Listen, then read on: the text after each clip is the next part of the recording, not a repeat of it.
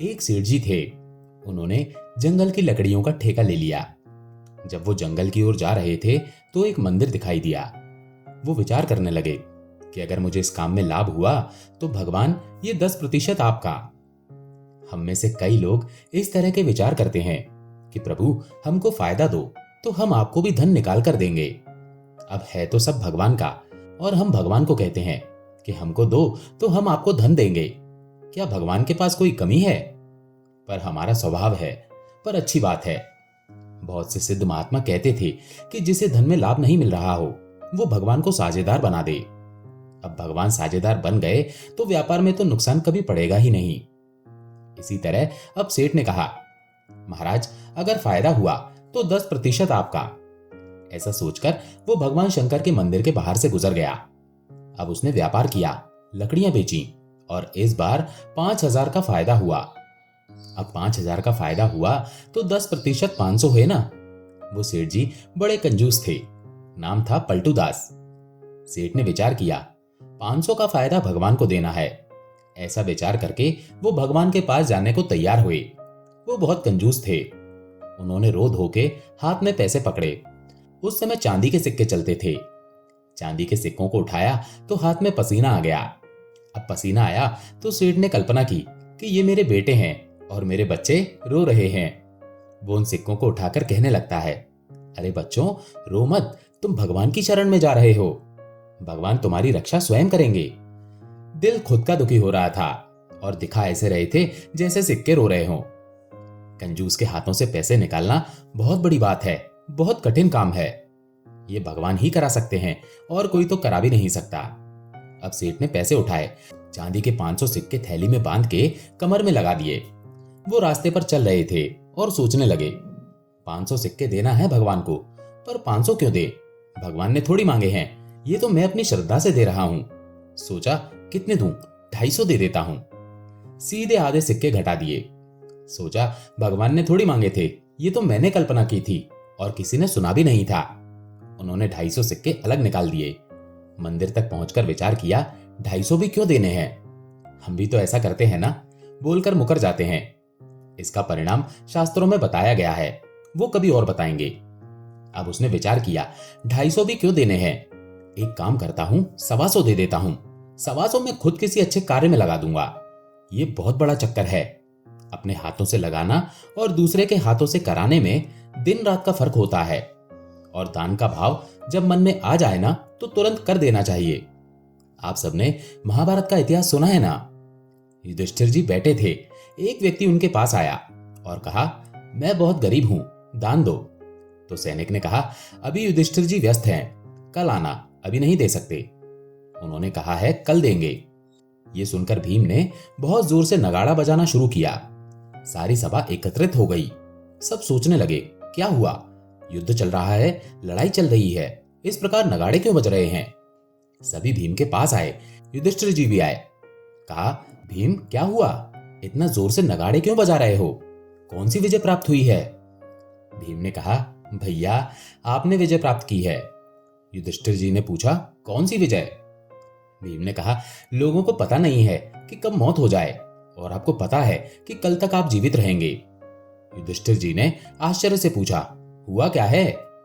भीम ने कहा, आपने उस गरीब को कहा है कल आना, कल दान दोगे। युधिष्ठिर बोले, हां बोला है। भीम ने कहा, कल तक आपको भरोसा है कि आप जियोगे? युधिष्ठिर जी के नेत्र खुल गए। कहा, भीम तुमने हमारी आंखें खोल दी। यहां मौत का भरोसा नहीं, किसी पल भी आ जाए, और हम बड़े बड़े भरोसे देते हैं। अब सेठ जी के मन में आया, पर बार बार विचार बदलता गया। उस समय तुरंत अगर चढ़ा देते तो कल्याण होता। अब 500 से कहां तक आ गए? 125 तक। मंदिर की सीढ़ियों पर पैर रखा तो बहुत सारे लोग मंदिर जा रहे थे। मंदिर में सबके हाथ में 2 अगरबत्ती और एक नारियल था। सबसे पूछा, ये क्या कर रहे हो? कहा, यहाँ की परंपरा है, जिसके मन की इच्छा पूरी हो जाती है वो यहाँ 2 अगरबत्ती जलाता है और एक नारियल चढ़ाता है। सेठ जी ने कहा, इस दुनिया में मुझसे बड़ा महामूर्ख कोई है ही नहीं। यहाँ लोगों का नारियल से काम हो रहा है और मैं भंडारा करा रहा हूं, पैसे दे रहा हूं। सोचने लगे, नहीं ये तो गलत बात है, मैं भी नारियल ही चढ़ा दूंगा। अब सेठ जी बाहर आए नारियल वाले की दुकान पर। नारियल वाले से पूछा, भाई क्या रेट है? उसने कहा, 2 आने का। कहा, मंदिर के बाहर दुकान है और लूट रहे हो? नारियल वाले ने कहा, भाई 2 आने का तो होगा ना, इतना तो कमाऊंगा ना। सेठ जी ने कहा, नहीं, मुझे 1 आने में दो। तो नारियल वाला समझ गया ये भारी कंजूस है, लेगा नहीं और दिमाग खराब करेगा। व्यापारी लोग समझ जाते हैं ग्राहक लेने वाला है या माथा खाने वाला है। उसने कहा, भाई 1 आने का चाहिए तो बगीचे में चले जाओ, वहां पर माली दे देगा। अब सेठ जी आ गए बगीचे में। बगीचे में आए और माली से कहा, नारियल चाहिए। कहा, 1 आने का है। कहा, लूटते हो? तुम्हारे बगीचे में है और उतार कर ही देना है, उसमें भी 1 आना ले रहे हो। कहा, सेठ जी इतना तो लगेगा। कहा, मुझे 2 पैसे में चाहिए। वो माली भी चिढ़ गया और चिढ़ते हुए बोला, 2 पैसे में चाहिए ना तो खुद ही उतार कर ले आओ, 2 पैसे मुझे दे देना। अब सेठ ने कहा, ये तो बहुत अच्छा काम हो गया, खुद ही उतारना है। ऐसा सोचकर वो बगीचे में घूमने लगे और नारियल के पेड़ों को देखने लगे। उन्हें एक बहुत सुंदर सा नारियल दिखाई दिया। सोचने लगे इसी को भगवान पर चढ़ा देते हैं। पर अब उधर से नारियल उतारना बहुत कठिन था। वो वृक्ष एक कुएं के ऊपर था, पर सोचा अगर उतार लिया तो पैसे बचेंगे। 2 नारियल उतर गए तो एक भगवान को चढ़ाएंगे और एक अपने घर ले जाएंगे, बीवी बच्चों को खिलाएंगे, कह देंगे प्रसाद मिला है। अब वो 2 नारियल के चक्कर में आ गए। उधर वृक्ष के नजदीक बहुत प्रयास किया, कैसे चढ़ूं, क्या करूं। गए माली के पास और माली से कहने लगे, यार औजार तो दे दो चढ़ने के लिए। माली ने कहा, सामने पड़ा है, उठाकर चढ़ जाओ। अब रस्सी उठाई और पेड़ पर चढ़ने के लिए एक औजार होता है जो फिक्स होता जाता है, वो साधन उठा लिया चढ़ने के लिए। अब वृक्ष पर चढ़ तो गए, एक नारियल तोड़ा, दूसरा नारियल तोड़ रहे थे तो औजार हाथ से छूट गया। रस्सी खुल गई और धड़ाम से अटक गए डाली पर। अब नीचे कुआं और ऊपर सेठ जी लटके पड़े हैं। वो जोर जोर से चिल्लाने लगे, कोई बचाओ, कोई बचाओ। पर बगीचे में कोई था ही नहीं। थोड़ी देर बाद वहां से एक पंडित जी गुजरे। पंडित जी ने देखा कि यह आवाज कहां से आ रही है। देखा तो सेठ जी लटके पड़े हैं। पंडित जी ने आवाज लगाकर पूछा, अरे भाई कौन हो? कहा, मैं सेठ हूं। कहा, कैसे अटके हो? कहा, नारियल लेने आया था, मैंने सोचा अपने भाव से भगवान को स्वयं चढ़ाऊं, पर अब मैं यहां अटक गया हूं।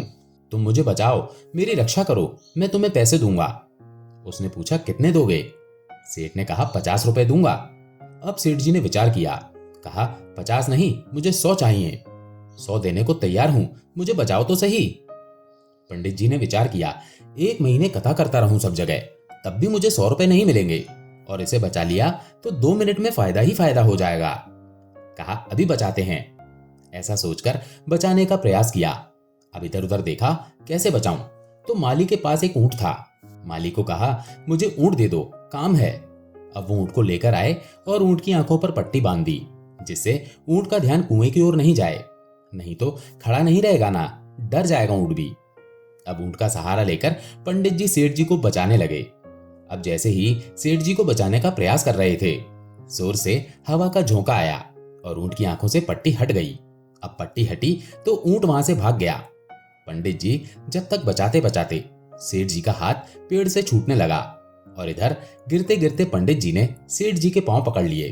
अब पेड़ पर सेठ जी और सेठ जी की टांगों पर लटके हुए पंडित जी। अब देखिए नारियल कितने का है? 2 पैसे का। सेठ जी कहने लगे, अरे मूर्ख, क्या कर दिया? तू मुझे बचाने आया था या मेरी जान लेने? मुझे छोड़, मेरे पैर छोड़। पंडित जी कहने लगे, अरे दया करो, हाथ मत छोड़ना, दोनों मर जाएंगे। अब दोनों ही चिल्लाने लगे, बचाओ बचाओ। अब कोई सुने ही नहीं। माली ने कहा, पता नहीं क्या हुआ है। उसने बात सुन के अनसुना कर दिया। थोड़ी देर बाद वहां से एक मंदिर के पुजारी जी गुजरे। अब देखिए माया के चक्कर में बड़े बड़े ज्ञानी ध्यानी अटक गए। अब पुजारी जी वहां से गुजरे तो पुजारी जी को देखकर वो दोनों चिल्लाने लगे, बचाओ बचाओ।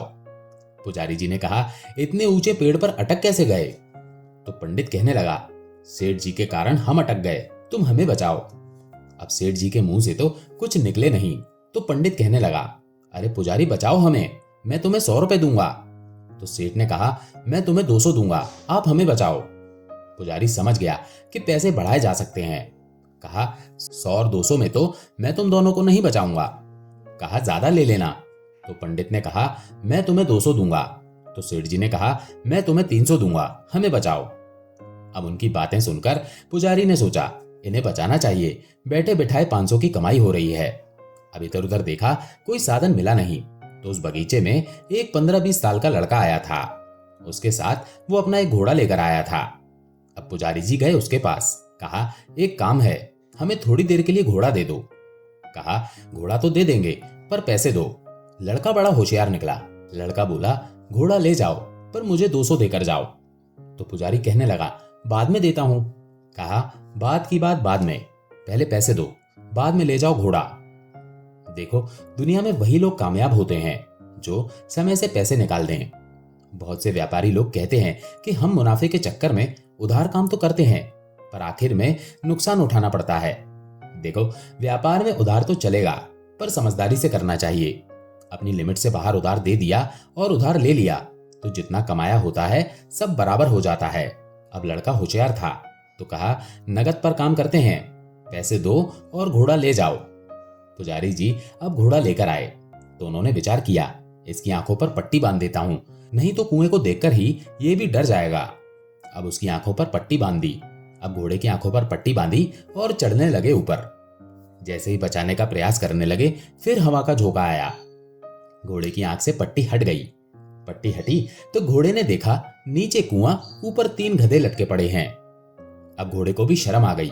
कहा, ये क्या कर रहे हैं, मेरे ऊपर कौन खड़ा है, 3 गधे। ऐसा देखकर घोड़ा भी वहां से भाग गया। अब जैसे ही घोड़ा भागा, ऊपर पेड़, पेड़ के नीचे सेठ जी के नीचे पंडित जी के पांव के नीचे पुजारी। अब तो तीनों ही चिल्लाने लगे, बचाओ बचाओ। इधर उधर देखा, तीनों की आवाज सुनकर माली ने सोचा, पता नहीं क्या बात हुई है, इतनी जोर जोर से आवाजें आ रही हैं, कोई जानवर आ गया क्या। माली आया। उधर माली ने देखा तो सोचने लगा, ये क्या लगा पड़ा है, तीनों एक दूसरे के पैर पकड़कर लटके पड़े हैं। तो माली ने कहा, अरे पुजारी साहब, आपको क्या हुआ, आप तो अभी गुजर रहे थे। तो पुजारी ने कहा, ये दोनों लटके थे, इन्होंने कहा मदद करो। माली ने कहा, क्या मदद के लिए कोई चढ़ जाता है, सच्ची बताओ क्या हुआ। तो पुजारी ने कहा, इन्होंने हमें कहा कि एक 200 देगा और एक 300 देगा, इसलिए हम इनको बचाने के लिए यहां चढ़ गए। उनकी बात सुनकर माली को क्रोध आ गया। माली ने कहा, अरे विचार तो करते पुजारी साहब, मंदिर में सेवा करते हो और भगवान का भजन करते हो, इतना दिमाग नहीं है। अगर इनके पास पैसा होता, सेठ जी को पैसा खर्ची करना होता, तो ऊपर ही क्यों चढ़ते, नीचे से नारियल नहीं ले लेते। ये 2 पैसे बचाने के चक्कर में पेड़ पर चढ़ गए। अब जब इस प्रकार माली ने बोला तो सेठ को क्रोध आ गया, अभिमान जागृत हो गया और कहने लगे, अरे माली क्या कहता है, मैं पैसा रखता हूं अपने पास, ऐसे मत बोल। तो माली ने कहा, दिखाओ। अब दिखाने के चक्कर में जैसे ही कमर में हाथ डाला, हाथ कमर पर आया और धड़ाम से तीनों नीचे कुएं के अंदर गिर गए। कुआं भयंकर था, तीनों ही वहां मर के समाप्त हो गए। दोस्तों, लोभ जीव को छोड़ता नहीं है, समाप्त कर देता है। ज्यादा लोभ ना कीजिए। ज्यादा लोभ के कारण पैसे बचाने के चक्कर में 3 लोग लटक गए। एक आने में नारियल मिल रहा था, पर उस एक आने को बचाने के चक्कर में 3 लोग मर गए। कौरवों ने युद्ध किया ताकि हमें राज्य मिल जाए, पूरा राज्य। भगवान कृष्ण स्वयं गए समझाने के लिए, कहा, ज्यादा कुछ मत दो, सिर्फ 5 गांव दे दो।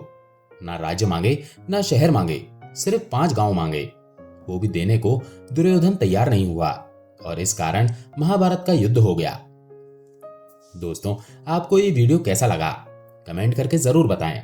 अगर पसंद आया हो तो वीडियो को लाइक करके चैनल को सब्सक्राइब जरूर कर लें। धन्यवाद।